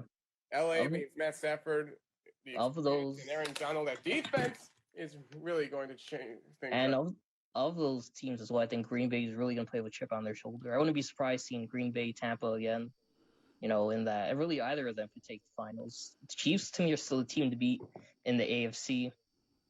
Because with a full team, last year the only team that beat them was Las Vegas. So yeah, that was a fluke. Until the Chiefs lose in the postseason, I'm not going to believe it. So maybe we'll get a rematch, probably not. But I think the Chiefs and one of Tampa, Green Bay, and an NFC West team, because all four of those teams look phenomenal. Seattle, San Francisco, as you said, the Rams obviously look good. Even Arizona, could potentially, be a conference contending team. Yeah. Well, okay. So I think that the Super Bowl this year is probably going to be like Texans Eagles, because they're two high-powered, great teams. No, we said Super Bowl, not Tank Bowl. Yeah. No, I do genuinely believe that the worst two teams. The worst two teams. I mean, you said 3-14 for the Eagles. I also believe 3-14. It's funny that me and you were in sync on that. And then I do believe that Houston has a chance to go 2-15. That's 1-16. Without Deshaun Watson, they're all messed up. Oh, they're already messed up. Yeah, but even with Deshaun Watson, he put up MVP numbers last year and they went 4-12. So and they got worse after that. And honestly, if he steps on the field this next Sunday, I feel like that's a crime in itself. If I'm Houston, I do not want that man anywhere near my stadium. I don't care.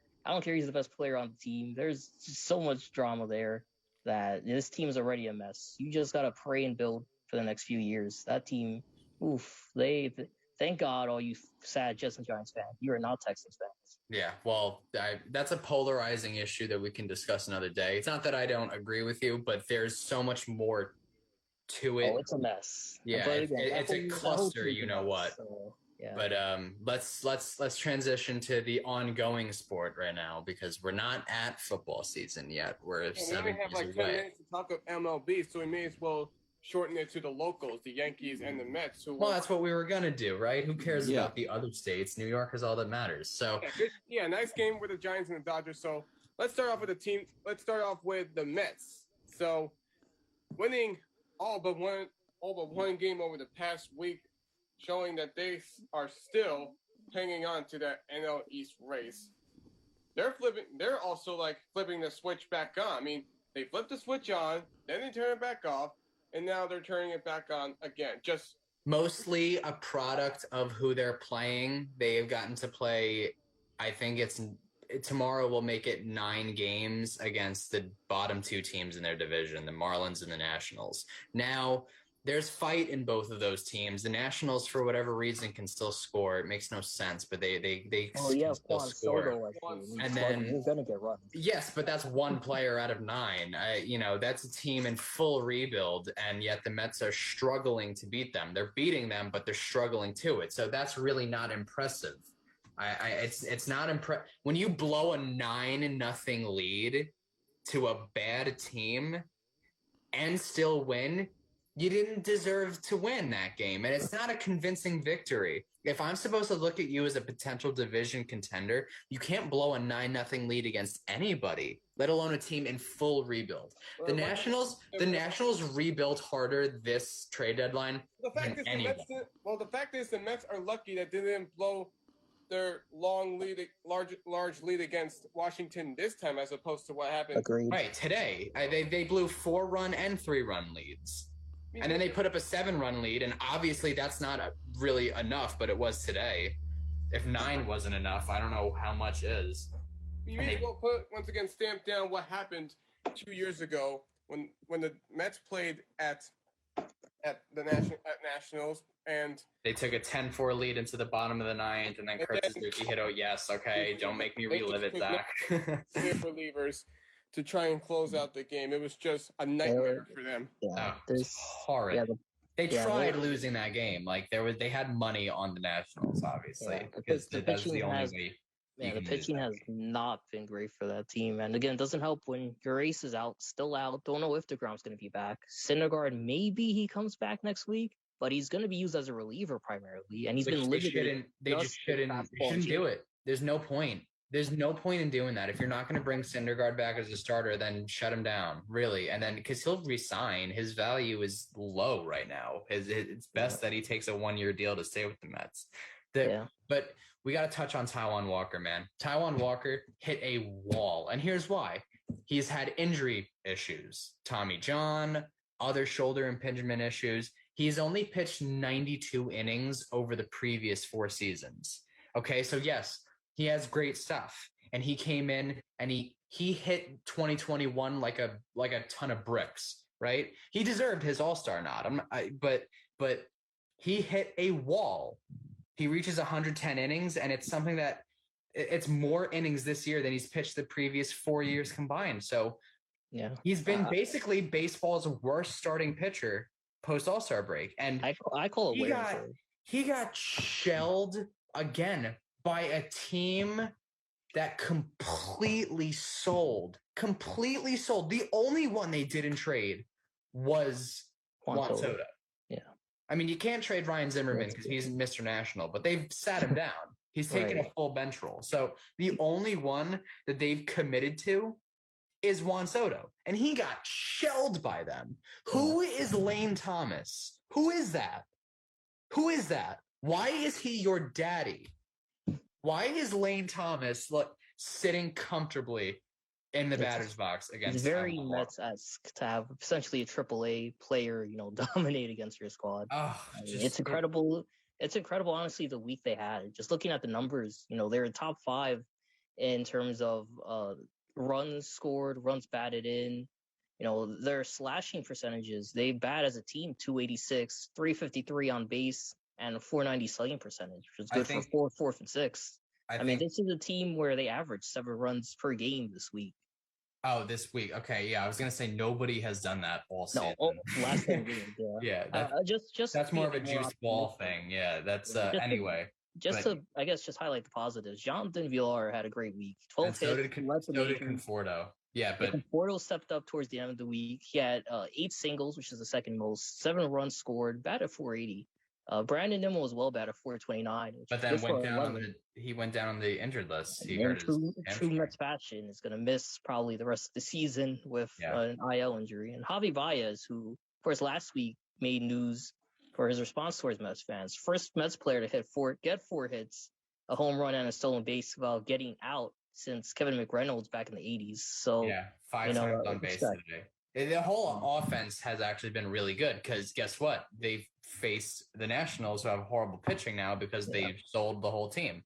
So they've totally capitalized on that. 13 runs today. Alonso had a great day. Lindor had a couple of big home runs this series. Conforto, by the way, he's been on a hot streak for a couple of weeks now, but it's low level. It's more so clutch hits than it is anything else. So, but what's up? It's 11:57 and 34 seconds.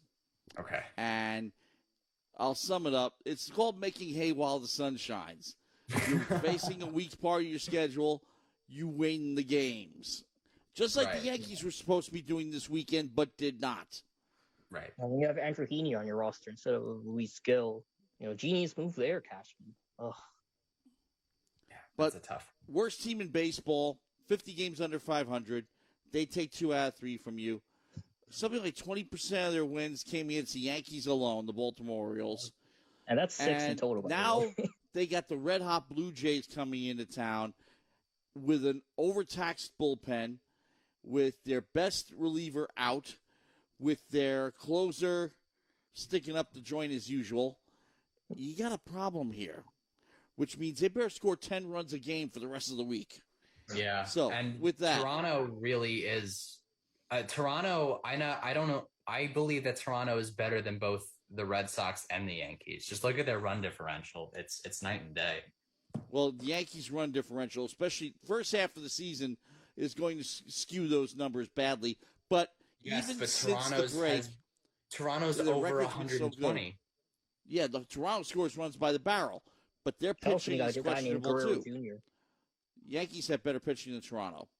The Rays definitely have better pitching than Toronto. Yeah, they should be taking advantage of all this. If the Yankees have a better bullpen than Toronto, I don't think that the Yankees have a better rotation than Toronto. The Yankees have better rotation. Well, take a look at the ERAs. The team ERAs will tell you everything you need to know. I think that the Yankees, over the course of the season, have had better pitching.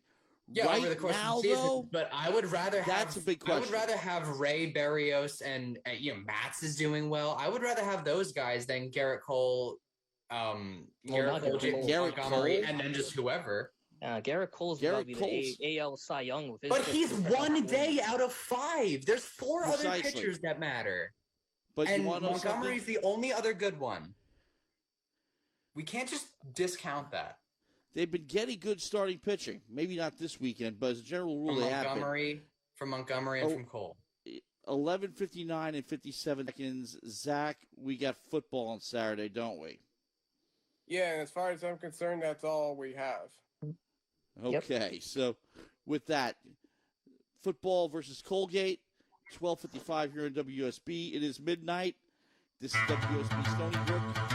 On behalf of the WUSB Sports Department, I'm Matt Mankiewich, Ken Fermin, Zach Wilson, Mike Anderson, and Kylie Ohlmiller. We'll see you next week, folks, with football